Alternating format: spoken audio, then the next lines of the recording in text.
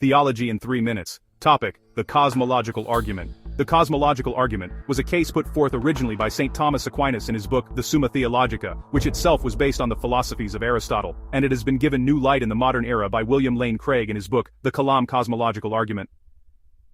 The cosmological argument has many different forms, some more conceptual and philosophical than others, but the basic question it asks is this: what caused the universe to begin existing? Another way to put it is, what caused the Big Bang?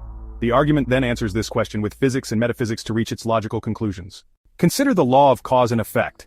Everything that has a beginning has a cause. Every event from the major to the mundane can be traced back to a previous cause. This chain of cause and effect can be used to go back as far as necessary, provided you know all of the variables of the causes and how they resulted in the subsequent effects. Theoretically, you could even trace things back to the formation of the Earth itself.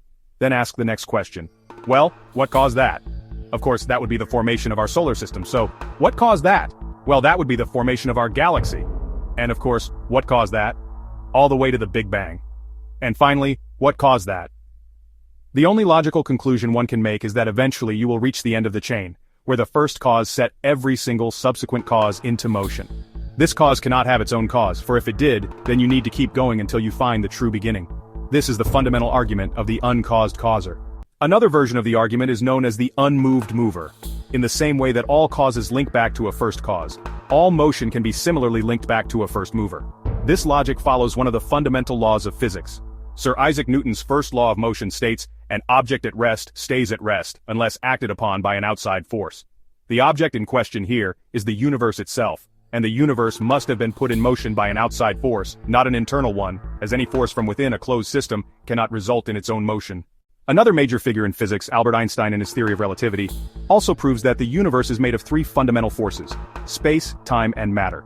His calculations also prove that all 3 of these forces are fundamentally linked. Matter warps space, space warps time, and nothing is a better example of this phenomenon than a black hole. The most important of these to the cosmological argument here is time, for if time is a part of the closed system of the universe, then whatever caused the universe must itself be a force or entity outside of time. Therefore, this force or entity is not subject to the linear law of time, nor the trappings of cause and effect. It therefore need not have a cause of its own, and because it is outside time, it also does not have a before or after, nor does it quote-unquote come before the universe, in the conventional sense either. And an immaterial entity that exists outside of time and space, and is that which created the universe with the Big Bang sounds a lot like, let there be light, does it not?